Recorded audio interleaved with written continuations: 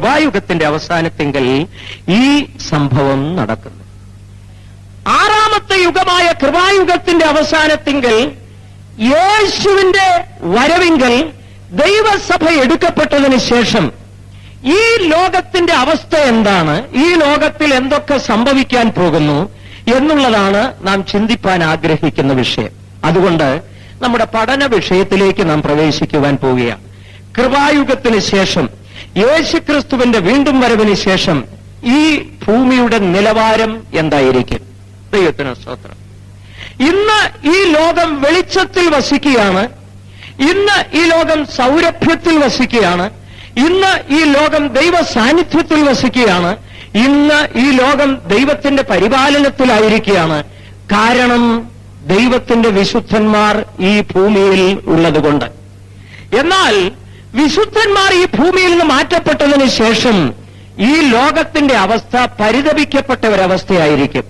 എന്തായിരിക്കുമെന്ന് ദൈവവചനത്തിലൂടെ ചിന്തിക്കാം. ഒന്നാമത്, മത്തായിയുടെ സുവിശേഷം 5-ാം അധ്യായത്തിന്റെ 14-ാം വാക്യം നാം വായിക്കുമ്പോൾ അവിടെ വായിക്കുന്നു, യേശുക്രിസ്തു പറയുകയാണ്, നിങ്ങൾ ലോകത്തിന്റെ വെളിച്ചമാകുന്നു. ദൈവത്തിന്റെ സഭ ലോകത്തിന്റെ വെളിച്ചമാണ്. ഇന്ന് ലോകത്തിന് വെളിച്ചം നൽകിക്കൊണ്ടിരിക്കുന്നത് ദൈവസഭയാണ്. കർത്താവായ യേശുക്രിസ്തുവിന്റെ വീണ്ടും വരവിൽ വെളിച്ചമായ ദൈവസഭ ഭൂമിയിൽ നിന്ന് മാറ്റപ്പെട്ടു കഴിഞ്ഞാൽ പിന്നീട് ഈ ലോകത്തിന്റെ അവസ്ഥ പറഞ്ഞാൽ അർദ്ധരാത്രിയിൽ നല്ല വെളിച്ചത്തിലിരിക്കുന്നവർ പെട്ടെന്ന് കറണ്ട് കട്ടായിട്ട് അന്ധകാരത്തിലാകുന്ന ഒരു നിലവാരമായിരിക്കും. ഇപ്പോൾ നിങ്ങളെല്ലാവരും നല്ല വെളിച്ചത്തിലായിരിക്കുന്നു. വെളിച്ചത്തിലായിരിക്കുന്നത് കൊണ്ട് നിങ്ങളുടെ മുഖത്ത് ഒരു പ്രത്യേകമായ സന്തോഷമുണ്ട്.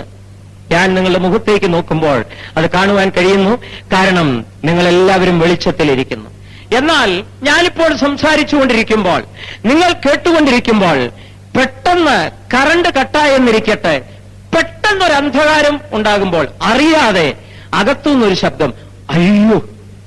ഇതേ അവസ്ഥയാണ് ലോകത്തിന് യേശുവിന്റെ വരവിൽ സഭ എടുക്കപ്പെട്ടതിന് ശേഷം സംഭവിക്കുവാൻ പോകുന്നത്. വെളിച്ചമാകുന്ന ദൈവത്തിന്റെ വിശുദ്ധന്മാർ ഭൂമിയിൽ നിന്ന് മാറ്റപ്പെട്ടു കഴിഞ്ഞാൽ ഈ ലോകം കൂരിരുട്ടിലേക്ക് വഴുതി വീഴാൻ പോകുന്നു.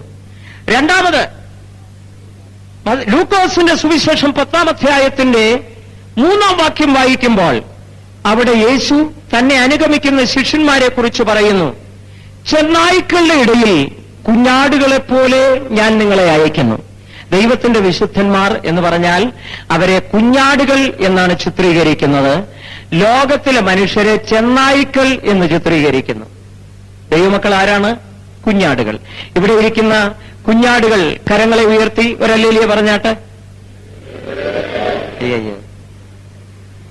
കുഞ്ഞാടുകൾ കൈ ഉയർത്തി അല്ലേലിയ പറയാനാ പറഞ്ഞത്. ഇപ്പൊ നിങ്ങൾ കുഞ്ഞാടുകളല്ലേ, പിന്നെ ചെന്നായ്ക്കളാണോ? കുഞ്ഞാടുകൾ എന്ന് പറഞ്ഞാൽ യെശയ്യാ പ്രവചനം 53-ാം അധ്യായത്തിൽ പറഞ്ഞിരിക്കുന്നത് പോലുള്ള കുഞ്ഞാടുകൾ. കുഞ്ഞാടുകൾ തന്നെ പല വെറൈറ്റി ഉണ്ട്. ചിലതുണ്ട് കൊമ്പുള്ളത്, അത് തല കുലുക്കും, കൊമ്പ് കാണിക്കും, അങ്ങനെയൊക്കെയുള്ള കുഞ്ഞാടുകളുണ്ട്. എന്നാൽ യെശയ്യാ പ്രവചനം 53-ാം അധ്യായത്തിൽ ഒരു തരം കുഞ്ഞാടിനെ കുറിച്ച് പറയുന്നു. അറുക്കുവാൻ കൊണ്ടുപോകുന്നവരുടെ മുൻപാകെ മിണ്ടാതിരിക്കുന്ന കുഞ്ഞാടിനെ പോലെ, രോമം കത്തിരിക്കുന്നവരുടെ മുൻപാകെ വായ തുറക്കാതിരിക്കുന്ന കുഞ്ഞാടിനെ പോലെ. അതാണ് യഥാർത്ഥ കുഞ്ഞാടെന്ന് പറയുന്നത്. അറക്കാൻ കൊണ്ടുപോകുന്നവരുടെ മുൻപാകെ മിണ്ടാതിരിക്കുന്ന കുഞ്ഞാട് എന്ന് പറഞ്ഞാൽ അറുക്കുവാൻ കൊണ്ടുപോയി നിർത്തിയാലും വാ തുറക്കാത്തവർ, നിങ്ങളെ അറക്കാനായിട്ട് കൊണ്ടുപോയി നിർത്തിയാലും വാ തുറക്കാത്തവർ.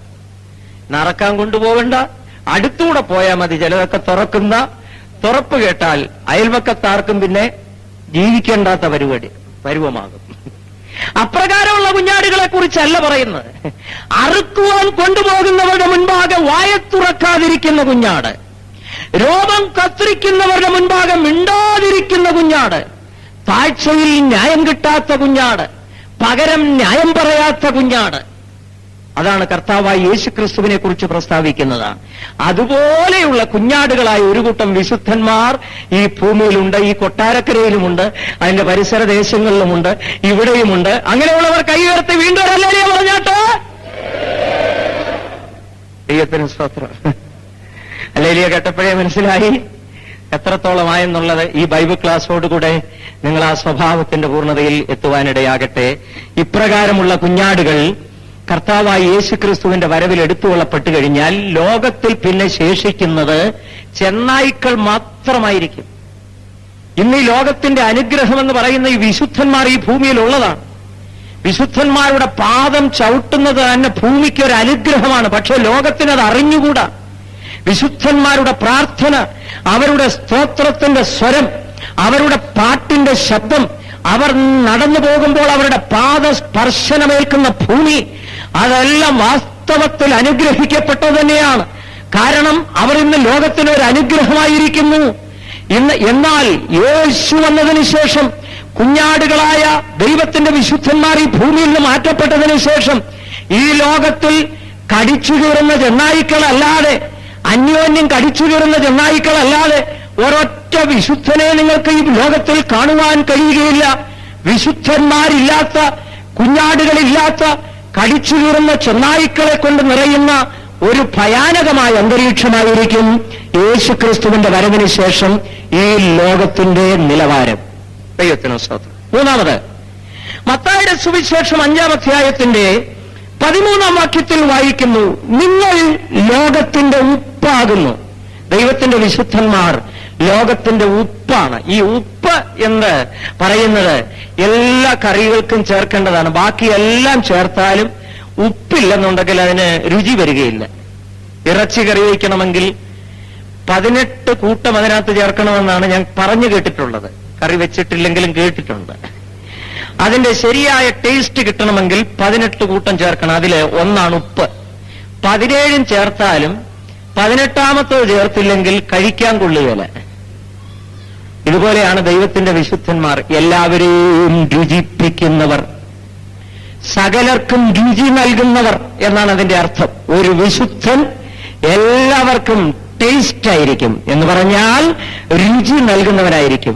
അവന്റെ ജീവിതം, അവന്റെ വാക്ക്, അവന്റെ പ്രവൃത്തി, അവന്റെ നടപ്പ്, അവന്റെ ക്രിയകൾ, അവന്റെ ഇടപാടുകൾ എല്ലാം മറ്റുള്ളവർക്ക് രുചി നൽകുമാറ് അനുഗ്രഹിക്കപ്പെട്ട ആ ഒരു നിലവാരത്തിലുള്ള ജീവിതമായിരിക്കും. അതുകൊണ്ടാണ് യേശു പറഞ്ഞത്, നിങ്ങൾ ലോകത്തിന്റെ ഉപ്പാകുന്നു. അടുത്തതായി ഒന്നുകൂടെ പറയുന്നു, ഉപ്പ് കാരമില്ലാതെ പോയാൽ പിന്നീട് അതിനെ എന്തിനു കൊള്ളാം? പുറത്തു കളഞ്ഞ് നിലത്തിട്ട് ചവിട്ടുവാനല്ലാതെ ഒന്നിനും കൊള്ളുകയില്ല. എന്ന് പറഞ്ഞാൽ പെന്തിക്കോസുകാർ ഇപ്രകാരം ജീവിതമില്ലാത്തവരായി പോയാൽ പിന്നീട് അവരെ ചവിട്ടാൻ കൊള്ളാം. ദൈവത്തിന്റെ വേലക്കാരായാലും വിശ്വാസികളായാലും അങ്ങനെ. പിന്നീട് അവരെ ചവിട്ടാൻ കൊള്ളാം. കാരമില്ലാതായി പോയാൽ പിന്നെ പുറത്ത് കളഞ്ഞിട്ട് എല്ലാവരും ഇട്ട് ചവിട്ടാൻ കൊള്ളാം. ഇന്ന് പലരെയും ചവിട്ടുന്നതിന്റെ കാരണം അതാ, ജീവിതമില്ലാത്തതുകൊണ്ടാണ്, ടേസ്റ്റ് ഇല്ലാത്തതുകൊണ്ടാണ്, പുറത്ത് കളയപ്പെടുന്നു. അതിനുശേഷം എല്ലാവരും കൂടെ ഇട്ട് ചവിട്ടുന്നു. ദൈവത്തിന് സ്തോത്രം. ആകയാൽ നിങ്ങൾ രുചി നൽകുന്ന ഉപ്പായി നിങ്ങളുടെ ജീവിതം കാണപ്പെടുമാറാകട്ടെ. എന്നാൽ വിശുദ്ധന്മാർ, ഉപ്പാകുന്ന വിശുദ്ധന്മാർ ഈ ലോകത്തിൽ നിന്ന് മാറ്റപ്പെട്ടു കഴിഞ്ഞാൽ ഈ ലോകത്തിന്റെ അവസ്ഥ ഒറ്റ വാക്കിൽ, ഒരു നാടൻ ഭാഷയിൽ, മനസ്സിലാകുന്ന ഭാഷയിൽ പറഞ്ഞാൽ ഉപ്പില്ലാത്ത കറി പോലിരിക്കും ഈ ലോകത്തിന്റെ അവസ്ഥ. ദൈവത്തിന് സ്തോത്രം. നാലാമത്, ഉത്തമഗീതം 2-ാം അധ്യായത്തിന്റെ 2-ാം വാക്യത്തിൽ വായിക്കുന്നു, ദൈവത്തിന്റെ സഭയെക്കുറിച്ച് മുള്ളുകളുടെ ഇടയിൽ താമര പോലെ. ദൈവസഭ താമരയാണ്, അവർ ജീവിക്കുന്നത് മുള്ളുകളുടെ ഇടയിലാണ്. ദൈവത്തിന് സ്തോത്രം. താമരയെല്ലാം കൈ ഉയർത്തിയവരല്ലേ പറഞ്ഞാട്ട്? ദൈവത്തിന് സ്തോത്രം. ഞങ്ങളുടെ കാര്യമാണോ ഈ പറയുന്നതെന്നാ? അതെ, നിങ്ങളുടെ കാര്യം തന്നെ. ദൈവത്തിന്റെ സഭ താമര പോലെ. താമരയ്ക്ക് 2 ഗുണമുണ്ട്, സൗന്ദര്യം, സൗരഭ്യം. ഇത് രണ്ടും. സൗന്ദര്യം, ദൈവത്തിന്റെ സഭ സൗന്ദര്യമുള്ളവരായിരിക്കണം. എന്താണ് നിങ്ങളുടെ സൗന്ദര്യം? ദൈവത്തിന് സ്തോത്രം. മുഖത്തിന് സൗന്ദര്യം വരുത്തുവാൻ ആധുനികമായ സൗന്ദര്യവർദ്ധക സാധനങ്ങൾ ഉപയോഗിക്കുന്ന സൗന്ദര്യമാണോ? പെയിന്റ് അടിച്ച്, സ്പ്രേ അടിച്ച്, നവീനമായ രീതിയിൽ ഹെയർ സ്റ്റൈൽ ഉപയോഗിച്ച്, പുതിയ പുതിയ രീതിയിലുള്ള ഫാഷൻ വസ്ത്രങ്ങളൊക്കെ ധരിച്ച് ആ സൗന്ദര്യത്തിൽ നടക്കുന്ന കാര്യമാണോ ഈ പറയുന്ന ദൈവസഭയുടെ സൗന്ദര്യം? അതാണോ? അപ്പോസ്തലനായ പത്രോസ് പറയുന്നു, നിങ്ങളുടെ അലങ്കാരം തലമുടി പിന്നുന്നതും പൊന്നണിയുന്നതും വസ്ത്രം ധരിക്കുന്നതും എന്ന് പറഞ്ഞാൽ വിലയേറിയ വസ്ത്രം ധരിക്കുന്ന. ചിലർ കാതിലും കഴുത്തിലും സ്വർണം കൊണ്ടുള്ള കമ്മലോ മാലയോ ഇടുകയില്ല. അതേ സമയത്ത് 18,000 സാരിയോ ഉടുക്കത്തുള്ളൂ. അതിൽ കുറഞ്ഞ പോലെ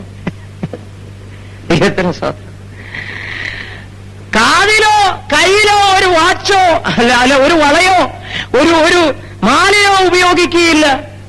10,000 വിലപിടിപ്പുള്ള സ്യൂട്ട്, 10,000 വിലപിടിപ്പുള്ള വസ്ത്രങ്ങൾ ഉപയോഗിക്കുക. ദൈവത്തിന് ഇതും അതും തമ്മിൽ എന്തോ വ്യത്യാസം. അങ്ങനെയാണെങ്കിൽ ഒരു 2,000 അടിച്ച് ഈ കാതിലോട്ട് ഇട്ടൊന്നും കുഴപ്പമൊന്നുമില്ല. വിലയേറിയ വസ്ത്രം ധരിക്കുന്നത് എന്നിങ്ങനെ പുറമേയുള്ളതല്ല. നിങ്ങളുടെ സൗന്ദര്യം അതല്ല. ദൈവത്തിന് സ്തോത്രം. പൊന്നണിയുന്നതും തലമുടി പിന്നുന്നതും വിലയേറിയ വസ്ത്രം ധരിക്കുന്നതുമായ ബാഹ്യമായ സൗന്ദര്യമല്ലെന്ന് അപ്പോസ്തലനായ പത്രോസ് വ്യക്തമായി പറയുമ്പോൾ നിങ്ങളുടെ സൗന്ദര്യം എന്താണ്? സൗമ്യത, സാവധാനത എന്നിങ്ങനെ അക്ഷയഭൂഷണമായ ഹൃദയത്തിന്റെ ഗൂഢമനുഷ്യൻ. അതാണ് സൗന്ദര്യം. സൗമ്യത, സാവധാനത. സൗമ്യതയും സാവധാനതയും ഒരു വിശുദ്ധനില്ലെങ്കിൽ അവന് സൗന്ദര്യമില്ല. ദൈവത്തിന് സ്തോത്രം. ആകയാൽ നിങ്ങൾ താമരയെപ്പോലെ സൗന്ദര്യമുള്ളവരായിരിക്കണം. രണ്ടാമത്, താമരയ്ക്കുള്ളതുപോലെ സൗരഭ്യം. ദൈവത്തിന് സ്തോത്രം. സൗരഭ്യം എന്ന് പറയുന്നത് നമ്മുടെ ജീവിതത്തിന്റെ പരിശുദ്ധത്തിലൂടെ വെളിപ്പെടുന്ന സൗരഭ്യമാണ്. അതാണ് അപ്പോസ്തലനായ പൗലോസ് പറയുന്നത്, രക്ഷിക്കപ്പെടുന്നവരുടെയും നശിച്ചു പോകുന്നവരുടെയും ഇടയിൽ ക്രിസ്തുവിന്റെ സൗരഭ്യവാസനയായി നിങ്ങൾ വെളിപ്പെടണമെന്ന് വായിക്കുന്നു. അങ്ങനെ സൗന്ദര്യവും സൗരഭ്യവും ഇടകലർന്ന മനോഹാരിത നമ്മുടെ ജീവിതത്തിൽ ഉണ്ടായിരിക്കണം. ഇപ്രകാരമുള്ള വിശുദ്ധന്മാർ, താമര എന്ന് പറയുന്ന വിശുദ്ധന്മാർ, അവർ ജീവിക്കുന്ന എവിടാണെന്നറിയാമോ? മുള്ളുകളുടെ ഇടയിൽ. ഒരു യഥാർത്ഥ വിശുദ്ധൻ എപ്പോഴും മുള്ളുകളുടെ ഇടയിലാണ്. ചിലർ ചോദിക്കും, എന്തുകൊണ്ടാണ് എനിക്കിങ്ങനെ ഈ കുത്ത്? നാനാ വഴിക്കൊന്നും കുത്ത്. മുമ്പാണെങ്കിൽ എനിക്കിതുപോലെ കുത്തില്ലായിരുന്നു. ഒരിക്കലും ഒരാൾ പറഞ്ഞാൽ ഞാൻ രക്ഷിക്കപ്പെടുന്നതിന് മുമ്പ് ഒരുവൻ എന്റെ നേരെ നിന്നൊരു വാക്ക് പറയുകയില്ല. ഇപ്പോഴെല്ലാവരും കൂടെ എന്നെ അതുവിധമൊക്കെ പറഞ്ഞ് അതുവിധമൊക്കെ പറയുന്നു, ആക്ഷേപം പറയുന്നു, അങ്ങനെ പറയുന്നു, ഇങ്ങനെ പറയുന്നു. മറ്റൊന്നുമല്ല, കാരണം നീ ഒരു താമരയായതുകൊണ്ടാണ്. നീ മുള്ളുകളുടെ ഇടയിൽ കഴിയുന്നത് കൊണ്ടാണ് നിനക്ക് ഈ കുത്തൊക്കെ വരുന്നത്. മുള്ളുകളുടെ ഇടയിൽ താമര പോലെ ദൈവത്തിന്റെ സഭ ഈ ഭൂമിയിലായിരിക്കുന്നു. ദൈവത്തിന് സ്തോത്രം. ഈ മുള്ളുകളുടെ ഇടയിൽ നിന്ന് താമരയെ പറിച്ചെടുത്തു കഴിഞ്ഞാൽ പിന്നീട് ഈ ലോകത്തിൽ ശേഷിക്കുന്നത് മുള്ളുകൾ മാത്രമായിരിക്കും. അടുത്തത് 5-ാമത് നാം വായിക്കുമ്പോൾ ആമോസിന്റെ പുസ്തകം 8-ാം അധ്യായത്തിന്റെ 11-ാം വാക്യത്തിൽ വായിക്കുന്നു, അപ്പത്തിനായുള്ള വിശപ്പല്ല, വെള്ളത്തിനായുള്ള ദാഹവുമല്ല, യഹോവയുടെ വചനങ്ങളെ കേൾക്കുവാനുള്ള വിശപ്പും ദാഹവും ഭൂമിയിൽ വരുവാൻ പോകുന്നു. ഇന്ന് ലോകത്തിൽ സൗജന്യമായി സുലഭമായി ദൈവത്തിന്റെ വചനം എല്ലാ മുക്കിലും മൂലയിലും നമുക്ക് ലഭിച്ചുകൊണ്ടിരിക്കുന്ന ഒരു കാലഘട്ടമാണ് ഇത്. അന്ത്യകാലമാകയാൽ, കൃപായുഗത്തിന്റെ അവസാനമാകയാൽ ധാരാളമായി ദൈവത്തിന്റെ വചനം ഇന്ന് നാം കേട്ടുകൊണ്ടിരിക്കുന്നു. എന്നാൽ ദൈവത്തിന്റെ വിശുദ്ധന്മാർ ഈ ഭൂമിയിൽ നിന്ന് മാറ്റപ്പെട്ടതിന് ശേഷം ഈ ലോകത്തിൽ അപ്പത്തിനായുള്ള വിശപ്പല്ല, വെള്ളത്തിനായുള്ള ദാഹമല്ല, യഹോവയുടെ വചനങ്ങളെ കേൾക്കുവാനുള്ള കഠിനമായ വിശപ്പും ദാഹവും വന്നു ഭവിക്കുവാൻ പോകുന്നു. യേശുവിന്റെ വരവിൽ സഭ എടുക്കപ്പെട്ടതിന് ശേഷം പിന്നീട് സഭായോഗങ്ങൾ ഉണ്ടായിരിക്കുകയില്ല, പിന്നീട് കാത്തിരിപ്പ് യോഗങ്ങൾ ഉണ്ടായിരിക്കുകയില്ല, പിന്നീട് ബൈബിൾ ക്ലാസുകൾ ഉണ്ടായിരിക്കുകയില്ല, പിന്നീട് സുവിശേഷ പ്രസംഗങ്ങൾ ഉണ്ടായിരിക്കുകയില്ല, പിന്നീട് കൺവെൻഷനുകൾ ഉണ്ടായിരിക്കുകയില്ല. ഈ കൺവെൻഷൻ ഹാളിൽ യേശുവിന്റെ വരവിന് ശേഷം കൺവെൻഷൻ ഉണ്ടായിരിക്കുന്നതല്ല. ദൈവത്തിന് സ്തോത്രം. യേശുവിന്റെ വരവിന് ശേഷം ഈ ഹാളിൽ ഇതുപോലെയുള്ള ബൈബിൾ ക്ലാസുകൾ ഉണ്ടായിരിക്കുന്നതല്ല. എന്നാൽ ഇപ്പോൾ ഇത് സൗജന്യമായി, സുലഭമായി, വില കൂടാതെ എല്ലാവർക്കും ദാനമായി ധാരാളമായി തന്നുകൊണ്ടിരിക്കുകയാണ്. വാതിൽക്കൽ ബാനർ എഴുതി കെട്ടിവെച്ചിരിക്കുന്നു, ഏവർക്കും സ്വാഗതം, എല്ലാവരും കടന്നു വരാൻ. ദൈവത്തിന് സ്തോത്രം. എന്നാൽ ഇന്ന് പലർക്കും ഇത് വേണ്ട, ഇതിനോടുള്ള താല്പര്യം നഷ്ടപ്പെട്ടു പോയി, ദൈവത്തിന്റെ വചനത്തോടുള്ള ആർത്തി ഇല്ലാതെയായിപ്പോയി. എന്നാൽ യേശുവിന്റെ വരവിൽ സഭ എടുക്കപ്പെട്ടതിന് ശേഷം ഈ ലോകത്തിൽ ഭയാനകമായ ഒരു ക്ഷാമം വരുവാൻ പോകുന്നു. അത് അപ്പത്തിനായുള്ളതല്ല, വെള്ളത്തിനായുള്ളതുമല്ല, ദൈവത്തിന്റെ വചനത്തിനു വേണ്ടി മനുഷ്യൻ ആർത്തിയോട് കിഴക്ക് തൊട്ട് പടിഞ്ഞാറ് വരെ, തെക്ക് തൊട്ട് വടക്ക് വരെ അലഞ്ഞുഴന്ന് നടക്കുന്ന ഒരു കാലഘട്ടം വരുവാൻ പോകുന്നു എന്ന് ദൈവത്തിന്റെ വചനം നമ്മെ ഓർപ്പിക്കുകയാണ്. ദൈവത്തിന് സ്തോത്രം. അടുത്തതായി 6 വായിക്കുമ്പോൾ, പരിശുദ്ധാത്മാവ് സഭയുമായി ഈ ലോകത്തിൽ നിന്ന് പോകും, എതിർ ക്രിസ്തു വെളിപ്പെടും. ദൈവത്തിന് സ്തോത്രം. യേശു ക്രിസ്തുവിന്റെ വരവിന് ശേഷം, ദൈവസഭ ഈ ഭൂമിയിൽ നിന്ന് മാറ്റപ്പെട്ടതിന് ശേഷം എതിർ ക്രിസ്തു വെളിപ്പെടും.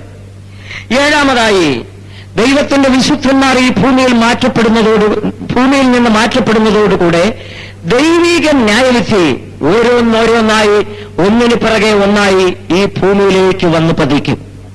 ഉദാഹരണമായി നോഹയുടെ കാലത്ത് സംഭവിച്ചതുപോലെ, ലോത്തിന്റെ കാലത്ത് സംഭവിച്ചതുപോലെ, ദൈവത്തിന് സ്തോത്രം, യേശുവിന്റെ വരവിന് ശേഷവും ഈ ലോകത്തിൽ സംഭവിക്കുവാൻ പോകുന്നു.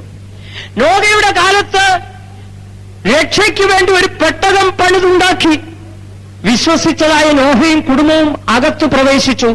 യഹോവയാം ദൈവം വാതിലടച്ചു. കടക്കേണ്ടവർ കടക്കേണ്ടടുത്ത് കടന്നു കഴിഞ്ഞപ്പോൾ അനുസരണം കെട്ട് അവസരം പാഴാക്കിയവരെ നോക്കിയിരിക്കാതെ യഹോവയായ ദൈവം വാതിലടച്ചു. ജലപ്രളയമുണ്ടായി.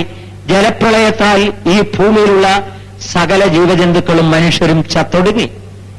ലോത്തിന്റെ കാലത്ത് സംഭവിച്ചതുപോലെ പോകേണ്ടവർ, പുറപ്പെടേണ്ട ഇടത്തു നിന്ന് പുറപ്പെട്ട് വെളിയിൽ വന്നപ്പോൾ ദൈവത്തിന്റെ ദൂതൻ ലോത്തിനെയും കുടുംബത്തെയും കരത്തിന് പിടിച്ച് പുറത്തു വന്നു കഴിഞ്ഞപ്പോൾ ആകാശത്തു നിന്ന് തീയിറങ്ങി സോദോം ഗോമോറായെ ദഹിപ്പിച്ചു കളഞ്ഞു. ഇതുപോലെ തന്നെ ദൈവത്തിന്റെ വിശുദ്ധന്മാർ ഈ ഭൂമിയിൽ നിന്ന് മാറ്റപ്പെട്ടു കഴിയുമ്പോൾ ദൈവിക ന്യായവിധി ഒന്നിനു പിറകെ ഒന്നായി ഈ ലോകത്തിൽ വെളിപ്പെടുവാൻ പോവുകയാണ്. ദൈവത്തിന് സ്തോത്രം. കർത്താവായ യേശുക്രിസ്തുവിന്റെ വീണ്ടും വരവിന് ശേഷം, ദൈവസഭയുടെ ഉത്പ്രാപണത്തിന് ശേഷം, വിശുദ്ധന്മാർ ഈ ഭൂമിയിൽ നിന്ന് മാറ്റപ്പെട്ടതിന് ശേഷം ഈ ലോകം ഒരു പൈശാചിക തൃത്വശക്തിയുടെ കയ്യിൽ അകപ്പെടുവാൻ പോവുകയാണ്.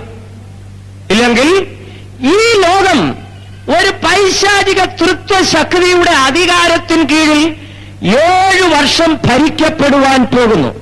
ഇപ്പോഴത്തെ ഭരണകൂടങ്ങളെല്ലാം മാറ്റപ്പെട്ടതിന് ശേഷം, യേശുക്രിസ്തുവിന്റെ വരവിന് ശേഷം ഈ ലോകം പൈശാചിക തൃത്വശക്തിയുടെ അധീനതയിൽ, നിയന്ത്രണത്തിൽ, ഭരണത്തിന് കീഴിൽ വരുവാൻ പോകുന്നു. യേശുവിന്റെ വരവിന് ശേഷം ഈ ലോകത്തെ ഭരിക്കുവാൻ പോകുന്ന പൈശാചിക തൃത്വ ശക്തികൾ ഏതാണെന്ന് ഞാൻ നിങ്ങളെ ഒന്ന് പരിചയപ്പെടുത്താം. വെളിപ്പാട് പുസ്തകം 16 അധ്യായത്തിന്റെ 13 വാക്യത്തിൽ ആ പൈശാചിക തൃത്വ ശക്തിയെ 3 പദങ്ങൾ ഉപയോഗിച്ച് വെളിപ്പെടുത്തിയിരിക്കുന്നു. വായിക്കാം. വെളിപ്പാട് പുസ്തകം 16 അധ്യായം 13 വാക്യം. മഹാസർപ്പത്തിന്റെ വായിൽ നിന്നും, മഹാസർപ്പത്തിന്റെ വായിൽ നിന്നും, മൃഗത്തിന്റെ വായിൽ നിന്നും, മൃഗത്തിന്റെ വായിൽ നിന്നും, കള്ളപ്രവാചകന്റെ വായിൽ നിന്നും, കള്ളപ്രവാചകന്റെ വായിൽ നിന്നും, 3 വ്യക്തികൾ, 3 വ്യക്തികളെ, 3 വ്യക്തിത്വങ്ങളെ 3 പേരുപയോഗിച്ച് അവിടെ വെളിപ്പെടുത്തിയിരിക്കുകയാണ്. 1 മഹാസർപ്പം, 2 മൃഗം, 3 കള്ളപ്രവാചകൻ. ഈ 3 വ്യക്തികളെ ചുരുങ്ങിയ വാചകത്തിൽ ഞാൻ നിങ്ങൾക്കൊന്ന് പരിചയപ്പെടുത്തി തരാം. ഒരുപക്ഷെ ചിലവരെയൊക്കെ നിങ്ങൾക്ക് പരിചയമുണ്ടായിരിക്കും, എങ്കിലും ഒന്ന് നന്നായി അറിഞ്ഞിരിക്കുന്ന നന്നാണ്. ആദ്യം പറഞ്ഞിരിക്കുന്ന വ്യക്തി മഹാസർപ്പം എന്നാണ്. ദൈവത്തിന് സ്തോത്രം. ഈ മഹാസർപ്പത്തിന് മറ്റും ചില വിശേഷണ പദങ്ങൾ ബൈബിളിൽ കൊടുത്തിട്ടുണ്ട്. വെളിപ്പാട് പുസ്തകം 12 അധ്യായത്തിന്റെ 9 വാക്യത്തിൽ ഈ മഹാസർപ്പത്തിന് ചില വിശേഷണ പദങ്ങൾ കൊടുത്തിരിക്കുന്നു. 1 പിശാച്, 2 സാത്താൻ, 3 പഴയ പാമ്പ്. പിശാചും സാത്താനും എന്ന മഹാസർപ്പമാകുന്ന പഴയ പാമ്പ്. മഹാസർപ്പത്തിന് 3 വിശേഷണ പദങ്ങൾ കൊടുത്തിരിക്കുന്നു. 1 പിശാച്, 2 സാത്താൻ, 3 പഴയ പാമ്പ് എന്ന മഹാസർപ്പം. പരിചയമുണ്ടോ ഇയാളിനെ? കണ്ടിട്ടുണ്ടോ? നിങ്ങൾ ഒരുപക്ഷെ ഈ കണ്ണുകൊണ്ട് കണ്ടിട്ടില്ലെങ്കിലും ഒരു സ്നേഹിതന്റെ വേഷം ധരിച്ചുകൊണ്ട്, അതേ സമയത്ത് അകന്നിറയെ വിഷവും വമിച്ചുകൊണ്ട്, എപ്പോൾ നിങ്ങളെ തള്ളിയിടാമെന്നും വിഴുങ്ങാമെന്നും വിചാരിച്ചുകൊണ്ട്, നിങ്ങളറിയാതെ നിങ്ങളെ പിന്തുടരുന്ന, നിങ്ങളറിയാതെ നിങ്ങളുടെ വാക്കുകൾ ശ്രദ്ധിക്കുന്ന, നിങ്ങളറിയാതെ നിങ്ങളുടെ പ്രവർത്തികൾ വീക്ഷിച്ചുകൊണ്ടിരിക്കുന്ന, നിങ്ങളറിയാതെ നിങ്ങളുടെ നടപ്പിനെ പരിശോധിച്ചുകൊണ്ടിരിക്കുന്ന ഒരു വ്യക്തിയാണ് ഈ പുള്ളി. വലിയ പരിചയമില്ലെങ്കിൽ ഞാൻ ഇന്ന് നിങ്ങൾക്ക് നന്നായിട്ടൊന്ന് പരിചയപ്പെടുത്തി തരാം. എപ്പോഴും ഉണ്ട് കൂടെ, ഇപ്പോഴും ചിലപ്പോൾ ഇതിനിടയ്ക്കുണ്ട്, ചിലപ്പോഴെല്ലാം ഉണ്ട്. ദൈവപുത്രന്മാർ ദൈവസന്നിധിയിൽ നിൽപ്പാൻ ചെന്നപ്പോൾ സാത്താനും അവരുടെ ഇടയ്ക്ക് വന്നു എന്നാ പറയുന്നത്. അപ്പൊ ചോദിക്കും, സുവിശേഷ യോഗത്തിനും ബൈബിൾ ക്ലാസ്സിനും വരുമ്പോൾ തീർച്ചയായും വരും. ദൈവത്തിന് സ്തോത്രം. ഒരിക്കലൊരു ദൈവദാസൻ കണ്ട ഒരു ദർശനം, ഒരു വലിയ സുവിശേഷ മഹായോഗം നടന്നുകൊണ്ടിരിക്കുകയായിരുന്നു. ദൈവത്തിന്റെ ദാസൻ വളരെ ശക്തമായി ആത്മനിറവിൽ ദൈവവചനം സംസാരിച്ചുകൊണ്ടിരിക്കുമ്പോൾ പ്രാർത്ഥിച്ചുകൊണ്ടിരുന്ന ആൾ പെട്ടെന്നൊരു കാഴ്ച കണ്ടു. ഒരു വലിയ പന്തലാണ് ഇട്ടിരിക്കുന്നത്. ആ പന്തലിന്റെ മൂലയ്ക്ക് അതിന് നാട്ടിയിരിക്കുന്ന, അതിന് വച്ചു കെട്ടിയിരിക്കുന്ന ഒരു ഇഴയില് അല്ലെങ്കിൽ ഒരു തടിയില് ഒരു സാത്താൻ ഇങ്ങനെ കാലിന്മേൽ കാലും വെച്ചുകൊണ്ട് ഇങ്ങനെ ഇരിക്കുന്നു. അതിന്റെ കയ്യിൽ ഒരു തോൽ ചുരുളുണ്ട്. ആ തോൽ ചുരുളിനകത്ത് ഇങ്ങനെ എഴുതിക്കൊണ്ടിരിക്കുന്നു. അത് ഇടയ്ക്കിടയ്ക്ക് ഇങ്ങനെ കണ്ണുയർത്തി മീറ്റിംഗിന്റെ ഇടയ്ക്കോട്ട് നോക്കുകയും ഇടയ്ക്ക് ഇങ്ങനെ എഴുതി കുറിച്ചു വെക്കുകയും, ഒന്ന് കുറിച്ചിട്ട് പിന്നെയും ഇങ്ങനെ നോക്കും, പിന്നെയും കുറിച്ചു വയ്ക്കും, പിന്നെയും നോക്കും, കുറിച്ചു വയ്ക്കും. ഇങ്ങനെ എഴുതി എഴുതി എഴുതി തോൽ ചുരുളിന്റെ അതങ്ങ് തീർന്നപ്പോൾ ഈ സാത്താൻ ആ തോൽ ചുരുൾ ഇങ്ങനെ കടിച്ച് വലിച്ചു നീട്ടി പിന്നെ എഴുതുന്നു. എന്താണ് അത് എഴുതുന്നതെന്ന് ശ്രദ്ധിച്ചപ്പോഴാണ് മനസ്സിലായത്, ഈ യോഗത്തിന് വന്നിരിക്കുന്നവർ കാണിക്കുന്നതൊക്കെ ഇടയ്ക്കിടയ്ക്ക് ആരും അറിയാതെ കാണിക്കുമല്ലോ, അതല്ല എഴുതിയേക്ക്. ഇവിടെ ആത്മാവിൽ നിറഞ്ഞ ഒരാൾ സംസാരിക്കുമ്പോൾ രണ്ടുപേര്, ഒരു സഹോദരി അടുത്ത സഹോദരിയുടെ ചെവിയിലോട്ട് ഇന്ന് വൈകിട്ട് എന്തോ കറങ്ങി, ആരും കേട്ടില്ല, രണ്ടുപേരും കേട്ടോളൂ. ഉടനെ സാത്താൻ തോൽ ചുരുളിനകത്ത് അത് രേഖപ്പെടുത്തി വെച്ചു. വചനം കേട്ടുകൊണ്ടിരുന്നപ്പോൾ ഒരു സഹോദരൻ മറ്റൊരാളിന്റെ ചെവിയിൽ ഒരു രഹസ്യം പറഞ്ഞു. അപ്പോൾ ദൈവത്തിന്റെ വചനം ശ്രദ്ധിക്കുന്ന ഏകാഗ്രത ഉടൻ സാത്താൻ അത് രേഖപ്പെടുത്തി. എന്തിനാണെന്നറിയാമോ? നിങ്ങൾ ദൈവത്തിന്റെ സന്നിധി ചെല്ലുമ്പോൾ ചാർജ് ഷീറ്റായിട്ട് സമർപ്പിക്കാൻ. അതുകൊണ്ടാ പറഞ്ഞത്, നാം ആരും അറിയാതെ ഈ പുള്ളി നമ്മളെ പിന്തുടരുന്നുണ്ടെന്ന്. അപ്പോസ്തലനായ പത്രോസ് പറയുന്നു, ഉണർന്നിരിപ്പീൻ, നിർമ്മതരായിരിപ്പീൻ, നിങ്ങളുടെ പ്രതിയോഗിയായ പിശാച് എപ്പോഴും നിങ്ങളെ വിഴുങ്ങേണ്ടുവെന്ന് വിചാരിച്ച് നിങ്ങളെ ചുറ്റി തിരിഞ്ഞുകൊണ്ടിരിക്കുകയാണ്. ദൈവത്തിന് സ്തോത്രം. അതുകൊണ്ട് ഇന്ന് ഈ ലോകത്തിൽ പ്രവർത്തിച്ചുകൊണ്ടിരിക്കുന്നെങ്കിലും പൂർണ്ണമായി പ്രവർത്തിക്കാതെ, പൂർണ്ണമായി പ്രവർത്തിപ്പാൻ കഴിയാതെ ഇന്ന് ലോകത്തിൽ ഭാഗികമായി പ്രവർത്തിച്ച് ദൈവജനത്തോട് പോരാടിക്കൊണ്ടിരിക്കുന്ന ഈ വ്യക്തിയെ ഞാനൊന്ന് പരിചയപ്പെടുത്താം. വേദപുസ്തകത്തിൽ, വെളിപ്പാട് പുസ്തകത്തിൽ ഈ വ്യക്തിയെ ഒരു മഹാസർപ്പമായി ചിത്രീകരിച്ചിരിക്കുന്നു. ഈ ഭാഗത്ത് ചെറുതായി ഈ പൈശാചിക തൃത്വശക്തികളെ, മഹാസർപ്പം, മൃഗം, കള്ളപ്രവാചകൻ, ഈ മഹാസർപ്പത്തെക്കുറിച്ച് ചിന്തിക്കുമ്പോൾ വെളിപ്പാട് പുസ്തകം 12-ാം അധ്യായത്തില് ഈ മഹാസർപ്പത്തിന് 7 തലയുണ്ട്, 10 കൊമ്പുകളുണ്ട്, കൊമ്പുകളിൽ രാജമുടിയുണ്ട്, ഇതിന് തീ നിറമാണുള്ളത്, ഇതിനൊരു നീണ്ട വാലുണ്ട്. ഇങ്ങനെയുള്ള ഒരു മഹാസർപ്പം ഇപ്പോഴും ഉണ്ട്. കൊട്ടാരക്കരയിലും ഉണ്ട്, തൃക്കണ്ണമംഗലും ഉണ്ട്, ഇത് പ്ലാപ്പള്ളിയിലും ഉണ്ട്, പാളകത്തും ഉണ്ട്. അതുകൊണ്ട് എല്ലാവരും അറിഞ്ഞിരിക്കണം, ഈ പുള്ളിയെ ശരിക്കും മനസ്സിലാക്കിയിരിക്കണം.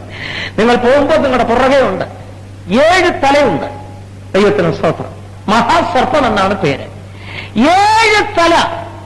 എന്നാൽ ഏദൻ തോട്ടത്തിൽ ഇവരെ കാണുമ്പോൾ ഒരു തലയേ ഉള്ളൂ, ഒരൊറ്റ തലയുള്ളൂ. ഇപ്പോഴേ 7 തലയുണ്ട്. അന്ന് ആദാമിനെ വീഴ്ത്തിയതല്ലെങ്കിൽ ആദാമിനെ ഹവ്വായെയും വീഴ്ത്തിയ ഒരൊറ്റ തലമുണ്ട്. എന്നാൽ ഇപ്പോഴും ഇതിന് 7 തലയുണ്ട്. അതുകൊണ്ട് ദൈവമക്കൾ വളരെ ശ്രദ്ധിച്ചിരിക്കണം. 7 തലയുള്ളത് കൊണ്ട് അപകടം കൂടുതലാണ്. ഒരു തല കൊണ്ട് വിഴുങ്ങാൻ പറ്റിയില്ലെങ്കിൽ നിങ്ങൾ ഒരു തലയുടെ മുൻപിൽ നിന്ന് വെട്ടിച്ച് രക്ഷപ്പെട്ടാൽ അടുത്ത തല ചാടി വീഴും. രണ്ടാമത്തെ തലയുടെ മുമ്പിൽ നിന്ന് ഒരു വിധത്തിൽ രക്ഷപ്പെട്ടാൽ മൂന്നാമത്തെ തല നേരെ വരും. ഈ 3-ൽ നിന്നും രക്ഷപ്പെട്ടാൽ 4-മത്തേത് റെഡിയായിരിക്കും. 4-ന്റെയും മുമ്പിൽ നിന്ന് നിങ്ങൾ തപ്പിച്ചുകൊണ്ടാൽ 5-മത്തെ വായും പിളർന്നുകൊണ്ട് വരും. 5-ന്റെയും കയ്യിൽ നിന്ന് ഒരു വിധത്തിൽ രക്ഷപ്പെട്ടാൽ 6-മത്തെ മുമ്പിൽ കാണും. 6-ൽ നിന്നും രക്ഷപ്പെട്ടാൽ 7-മത്തേത് ഇങ്ങനെ നിൽക്കും. 7 തലയെ ശ്രദ്ധിച്ചുകൊള്ളണം. അന്ന് അവന് ഒരു തലയേ ഉണ്ടായിരുന്നുള്ളൂ എങ്കിൽ ഇന്ന് 7 തലയുണ്ട്. അതുകൊണ്ടാണ് അപ്പോസ്തലനായ പത്രോസ് പറയുന്നത്, ഉണർന്നിരിപ്പീൻ, സദാസമയവും ഉണർന്നിരിക്കണം. ഏഴാം തോട്ടത്തിൽ ഒരു തലയേ ഉള്ളൂ. ഈ കൃപായുടെ അവസാനത്തെങ്കിൽ 7 തല എന്ന് പറഞ്ഞ അക്ഷരാർത്ഥത്തിൽ 7 തലയെന്നല്ല, ഇതിനൊരർത്ഥമുണ്ട്. ഏഴാം തോട്ടത്തിൽ അവന്റെ ജ്ഞാനം 1% പ്രവർത്തിച്ചു എങ്കിൽ ഈ കാലത്ത് അതിന്റെ 7 ഇരട്ടിയായിരിക്കും പ്രവർത്തിക്കുന്നത്. പിശാച് തന്റെ സകല ബുദ്ധിയും തന്റെ സകല ജ്ഞാനവും തന്റെ സകല ശക്തിയും പൂർണ്ണമായി ഉപയോഗിക്കുന്ന ഒരവസരമാണ് ഇപ്പോഴെന്നർത്ഥം. കാരണം തനിക്ക് അല്പസമയമേ ഉള്ളൂ എന്നറിഞ്ഞ് മുഴുശക്തിയോടെ ഇറങ്ങി വന്നിരിക്കുന്നു, മുഴുശക്തിയോടെ പ്രവർത്തിച്ചുകൊണ്ടിരിക്കുന്നു, മുഴുശക്തിയോടെ ദൈവമക്കളുടെ പിന്നാലെ അവൻ നടന്നുകൊണ്ടിരിക്കുന്നു എന്നുള്ള കാര്യം ഓർത്തുകൊള്ളണം എന്ന് ദൈവത്തിന്റെ പരിശുദ്ധാത്മാവ് നിങ്ങളെ ഓർപ്പിക്കുക.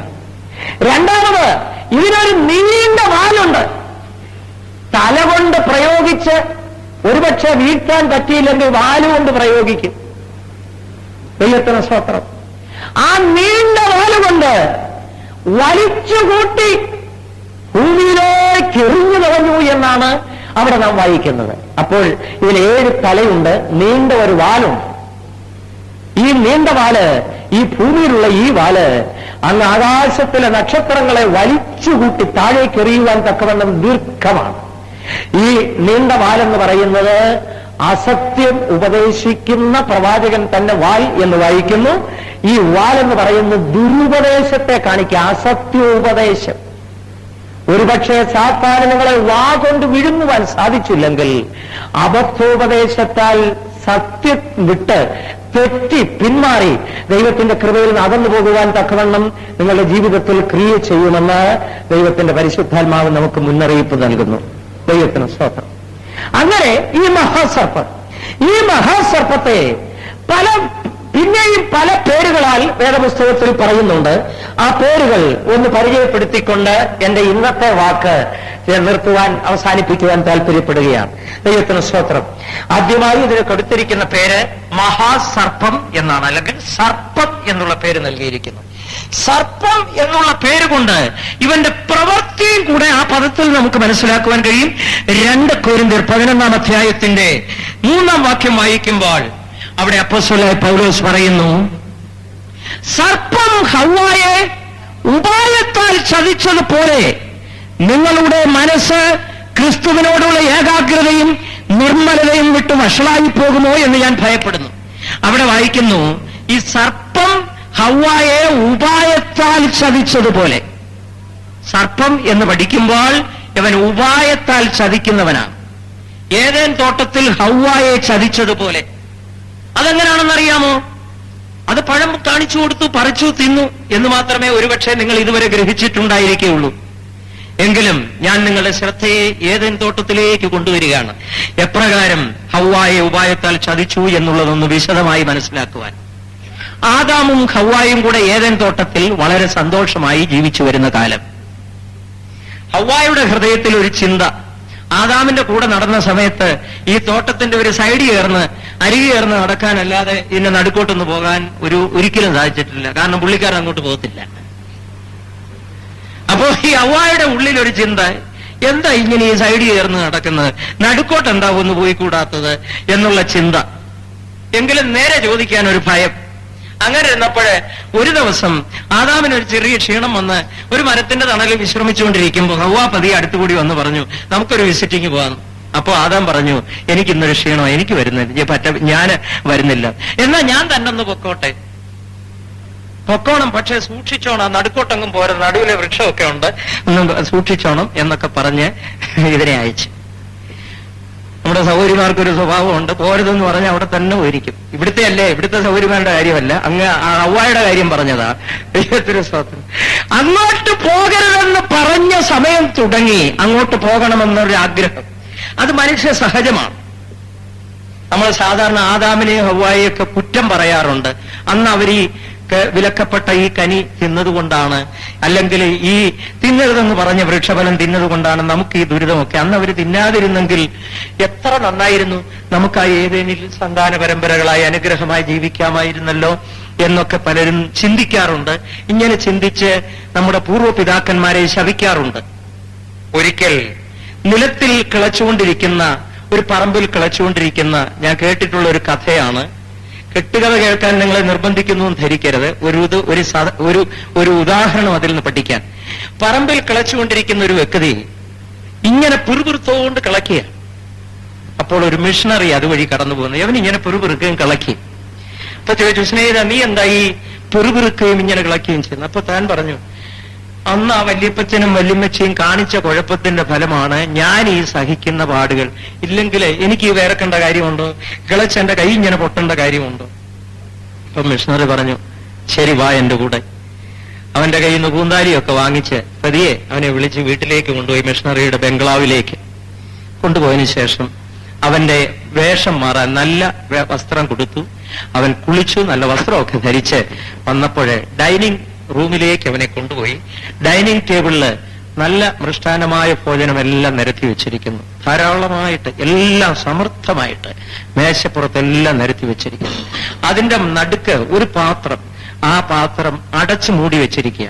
എന്നിട്ട് ഈ മിഷണറി പറഞ്ഞു, ഇതെല്ലാം നിനക്ക് ഇഷ്ടാനുസരണം എടുത്ത് കഴിക്കാം, പക്ഷേ നടുക്കിരിക്കുന്ന പാത്രത്തെ തുറക്കരുത്, തൊടുകയും ചെയ്യും. ഇവന്റെ ആയുസ്സിൽ ഇതുപോലുള്ള ഭക്ഷണം അവൻ കഴിച്ചിട്ടില്ല. വളരെ സന്തോഷത്തോടെ ഒരു ഭാഗത്തു നിന്ന് അങ്ങോട്ട് കഴിക്കാൻ തുടങ്ങി.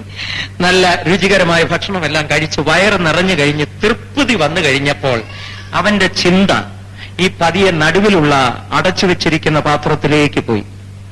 അവൻ ചിന്തിച്ചു, ഈ ഭക്ഷണമെല്ലാം ഞാൻ ഇതുവരെ കഴിച്ചതല്ല, എത്ര രുചികരമാണ്. അങ്ങനെയാണെങ്കിൽ ഈ നടുക്കിരിക്കുന്ന ഇതിനേക്കാൾ ഫാർ ബെറ്റർ ആയിരിക്കും എന്ന് പറഞ്ഞ ഏറ്റവും നല്ലതാണ് ഈ അടച്ചു വെച്ചേക്കുന്നത്. അതുകൊണ്ടാ അതേ തുടരുതെന്ന് പറഞ്ഞത്. അല്ലെങ്കിൽ അതേ തുടരുതെന്ന് ഇത്ര കർശനമായി കൽപ്പിക്കാൻ കാരണം അത് ഇതിനേക്കാളൊക്കെ ബെറ്ററാണ്. അതുകൊണ്ടാണ് അതേ തുടരുതെന്ന് കൽപ്പിച്ചത്. എങ്കിലും ആ നല്ല മനുഷ്യൻ പറഞ്ഞ വാക്ക് ഓർമ്മയിലിരിക്കുന്നു, തുടരുത്. ഹൃദയത്തിൽ ഒരാഗ്രഹം, എനിക്ക് തിന്നണ്ട, എന്തായാലും വേണമെന്നില്ല, എങ്കിലും ഇതൊന്ന് തുറന്നു നോക്ക, ഇതിനകത്ത് എന്താ ഇരിക്കുന്നതെന്ന് അറിയാനുള്ള ആകാംക്ഷ നിമിത്തം അതൊന്ന് തുറന്നു നോക്കാൻ ഒരു തീരുമാനം. പതിയെ കൈ അങ്ങോട്ട് കൊണ്ടുപോയി പാത്രത്തിന്റെ അടുക്കലേക്ക്. പെട്ടെന്ന് മിഷണറി പറഞ്ഞ വാക്ക് പുറകിൽ നിന്നുകൊണ്ട് തുടരുത്, കൈ പുറകോട്ടിങ് വലിച്ചു. പിന്നെയും ആ അത്യാകാംക്ഷ, ഇതിനകത്ത് എന്താണ് ഇരിക്കുന്നതെന്ന് അറിയാനുള്ള ആകാംക്ഷ അവന്റെ കൈയെ പിടിച്ച് പതിയെ അങ്ങോട്ട് കൊണ്ടുപോയി അതിന്റെ അടപ്പിലേക്ക് തൊട്ടില്ല എന്ന് വന്നപ്പോൾ പുറകിൽ നിന്നൊരു ശബ്ദം, തുടരുക, വീണ്ടും കൈ പുറകോട്ട്. ഇങ്ങനെ ഒരു അരമണിക്കൂർ ഒരു കഠിനാധ്വാനം ചെയ്തു. ഒടുവിൽ ഒരു തീരുമാനത്തിലെത്തി, തുറക്കുക തന്നെ. പതിയെ അങ്ങോട്ട് ചെന്ന് കൈ അങ്ങോട്ട് പിടിച്ച് ആ അടപ്പങ്ങോട്ട് പതിയെ പൊക്കുകയും അതേന്നൊരു സാധനം ഇടുന്നൊരു ചാട്ടം, ഒരു ചുണ്ടനിലി. അത് ഇതിലെ കൂടെ ഓടി. യവൻ അമളി പറ്റിപ്പോയി. അയ്യോ, ഇതിനകത്ത് ഇതായിരുന്നു. ഇനി പറ്റിയ മണ്ടത്തരം ആരും അറിയണ്ടെന്ന് വിചാരിച്ച് ഇതിനെ പിടിച്ച് ഇതിനകത്തിടാനായിട്ട് എലിയുടെ പിന്നാലെ ഈ പുള്ളി ഓട്ടം തുടങ്ങി. എലി ചാടി മേശപ്പുറത്ത്, അവിടുന്ന് താഴെ ചാടി, അവിടെ ചാടി, ഇവിടെ ചാടി. ഇതിനെ പിടിക്കാനുള്ള ബഹളത്തിൽ മേശപ്പുറത്തിരുന്ന പാത്രങ്ങളൊക്കെ ഓരോന്നോരോന്നായി നിലത്ത് വീണു, ഉടയാൻ തുടങ്ങി. ആകെ അവിടെ ബഹളമായി. അവസാനം നിരാശനായി വിയർത്ത് താടിക്ക് കൈയും കൊടുത്ത് ആ മുറിയുടെ ഒരു മൂലയ്ക്ക് ഇങ്ങനെ ഇരിക്കുമ്പോൾ അവന്റെ കണ്ണ് പതിയെ ജനലിലേക്ക് ചെന്നപ്പോൾ മിഷണറി ചിരിച്ചോണ്ട് ഇങ്ങനെ നിൽക്കുന്ന അവിടെ. എന്നിട്ട് പറഞ്ഞു, സ്നേഹിത, ഇത് തന്നെ നിന്റെ വല്യപ്പച്ചനും പറ്റിയത്. അതുകൊണ്ട് ഇനി കുറ്റം പറയണ്ട, പഴയ കൂന്താലിയും പിടിച്ചോണ്ട് പഴയ തോർത്ത് കൊടുത്തോണ്ട് നീ പോയി ഒന്ന് കളച്ചോളാൻ. പലരും ആദാമിനെ ഹവ്വായെയും കുറ്റം പറയാറുണ്ട്, അവര് അന്ന് അങ്ങനെ ചെയ്തുകൊണ്ടാ എന്ന് ഞങ്ങൾക്ക് ഈ പാടുന്നു. ഏത് മനുഷ്യന്റെയും അത്യാകാംക്ഷയാണ് ചെയ്യരുതെന്ന് പറയുന്ന കാര്യങ്ങൾ ചെയ്യണം. അത് കൊച്ചുകുട്ടികൾക്ക് വരെയുണ്ട്. ദൈവത്തിന് സ്തോത്രം. പാസ്റ്റർ ഫ്രെഡി ഇങ്ങനൊരു ചരിത്രം പറഞ്ഞിട്ടുണ്ടെന്ന് ഞാൻ കേട്ടിട്ടുണ്ട്. ഒരു ദൈവത്തിന്റെ ദാസൻ പറഞ്ഞ് ഞാൻ കേട്ടത്. സിലോണിൽ നമുക്കവിടെ ഫെയ്ത്തോമിനൊരു ബസ്സുണ്ട്. വിശ്വാസ വീട്ടിൽ കുറെ കുട്ടികളുണ്ടായിരുന്നു. ഒരു ദിവസം ഈ കുട്ടികളെല്ലാം കൂടെ ബസ്സിൽ കയറിയിരിക്കുന്നുണ്ട്. കുഞ്ഞുങ്ങളെ ഇറങ്ങുന്നെന്ന് പറഞ്ഞിട്ട് ഇതൊറ്റ ഒരെണ്ണം ഇറങ്ങത്തില്ല. എങ്ങനെല്ലാം പറഞ്ഞിട്ടും ഇതിറങ്ങുകയില്ല. അവസാനം സഖി ഇട്ടപ്പോൾ പാസ്റ്റർ ഫ്രെഡി ഒരു തന്ത്രം ഉപയോഗിച്ചെന്നാ പറയുന്നത്. വാതക്കലോട്ട് എന്ന് പറഞ്ഞു, ഒറ്റ ഒരെണ്ണം ഇനി ഈ വണ്ടിയിൽ നിന്ന് ഇറങ്ങിപ്പോകരുത്, പറഞ്ഞു തീരുന്നതിന് മുമ്പ് എല്ലാം വെളിയിൽ. ദൈവത്തിന്റെ സ്തോത്രം. ചെയ്യരുതെന്ന് പറയുന്നത് ചെയ്യുവാൻ ഒരു അത്യാകാംക്ഷ മനുഷ്യ സഹജമാണ്. ഇതുപോലെ ഹവ്വായോട് പ്രത്യേകം പറഞ്ഞ് ഞാൻ നിർത്താൻ പോവുകയാണ്. ഹവ്വായോട് പ്രത്യേകം പറഞ്ഞ് നടുക്കോട്ടെങ്കിലും പോരുതെന്ന് പറഞ്ഞു. എങ്കിലും അവളുടെ അത്യാകാംക്ഷ അവളെ തോട്ടത്തിന്റെ നടുവിലേക്ക് കൊണ്ടുപോയി. അവൾ പതിയെ ആ വൃക്ഷത്തിന്റെ അടുക്കലേക്ക് ചെന്നപ്പോൾ ഒരു ചെറിയ ശബ്ദം, ഒരു സിൽക്കാര ശബ്ദം, പാമ്പിന്റെ, ഇവളുടെ ശ്രദ്ധയെ അവളിലേക്ക് ആകർഷിക്കുവാൻ. ശ്രദ്ധ അങ്ങോട്ട് ആകർഷിച്ചു കഴിഞ്ഞിട്ട് ഒരു സൗഹൃദ സംഭാഷണം. സിസ്റ്റർ, എന്തോണ്ട് വിശേഷം? നിങ്ങളിവിടെ താമസമായി വന്നു എന്നൊക്കെ ഞാൻ അറിഞ്ഞു.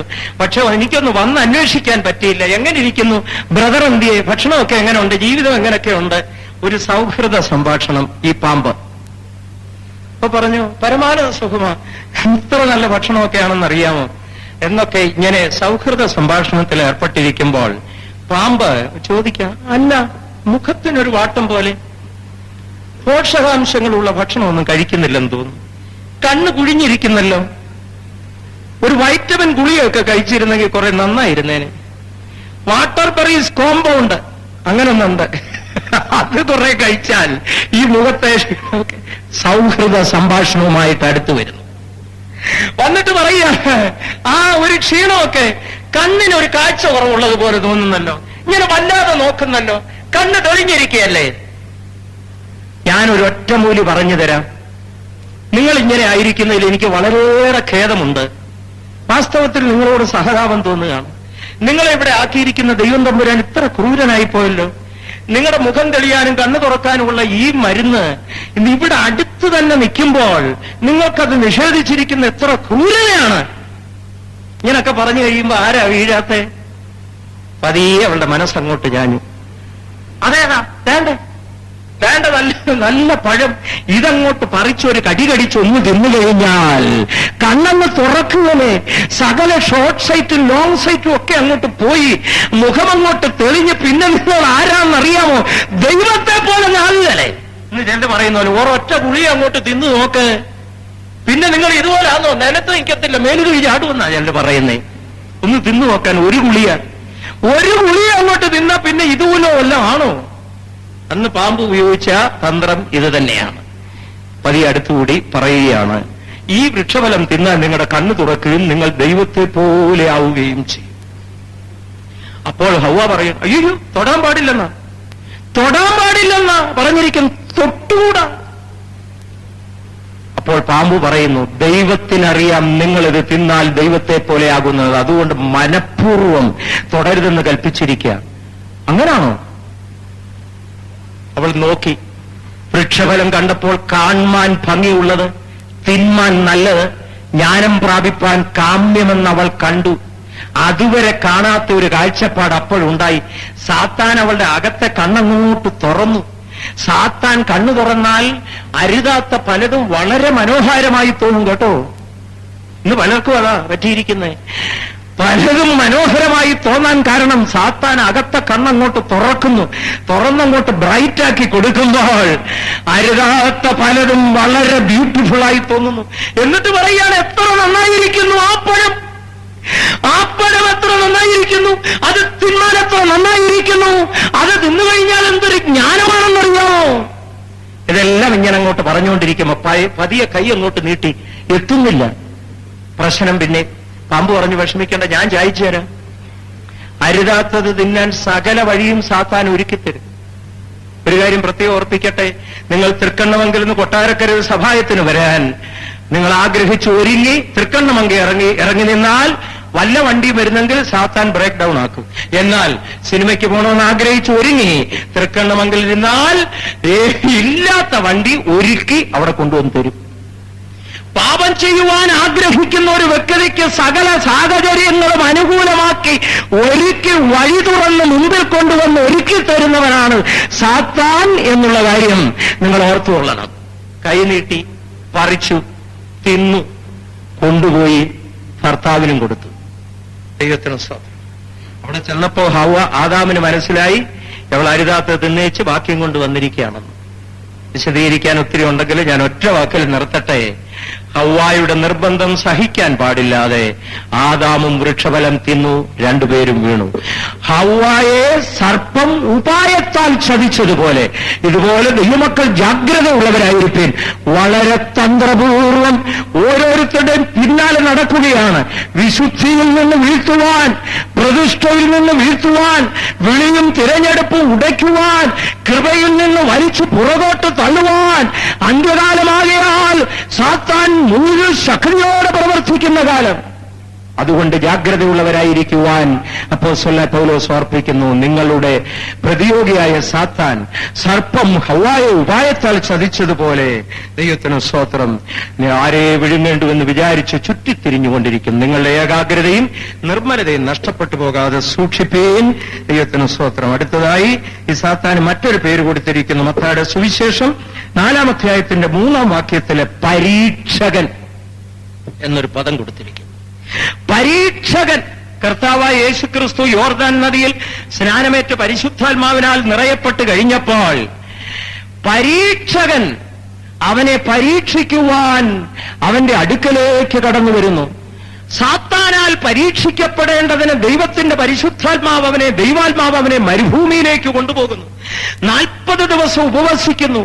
ഉപവസിച്ചു കഴിഞ്ഞപ്പോൾ പരീക്ഷകൻ പതിയെ അടുത്തു വന്നിട്ട് കർത്താവിനോട് പറയുകയാണ്, യേശുവേ, നിനക്ക് വളരെ വിശക്കുന്നുണ്ട്. സാത്താൻ വരുന്ന ആ തന്ത്രം ശ്രദ്ധിച്ചുകൊള്ളണം. നിനക്ക് വളരെ വിശക്കുന്നുണ്ട്. കള്ളമാണോ? 100% സത്യം. നിങ്ങളുടെ അടുക്കൽ വരുമ്പോൾ ഒരു സത്യത്തെ പിടിച്ചോണ്ടേ അവൻ വരത്തുള്ളൂ. പറയുന്നു, നിനക്ക് വിശക്കുന്നുണ്ട്, വേണ്ട കല്ല് കിടക്കുന്നു, ഈ കല്ല് അപ്പമായിത്തീരുവാൻ കൽപ്പിക്ക, നീ അപ്പമാക്കി മുഴുവനും നീ ഭക്ഷിച്ചുകൊള്ളുക, ഒരു കഷ്ണവും എനിക്ക് തരണ്ട. എത്ര നല്ല സ്നേഹിതൻ! ഇതുപോലൊരു സ്നേഹിതനെ കണ്ടിട്ടുണ്ടോ? 40 ദിവസം ഉപവസിച്ച് ക്ഷീണിച്ചിരിക്കുന്ന ഈ വ്യക്തിയുടെ അടുക്കൽ ഒരു സ്നേഹിതനെ പോലെ കടന്നു വന്ന് പറയുന്നു, നിനക്ക് വിശക്കുന്നു, കല്ല് അപ്പമായി തീരുവാൻ കൽപ്പിക്കുക, അപ്പമാക്കി നീ മുഴുവൻ ഭക്ഷിച്ചുകൊള്ളുക. സാത്താന്റെ വാക്ക് കേട്ട് യേശു അന്ന് കല്ല് അപ്പമാക്കി തീർത്തിരുന്നെങ്കിൽ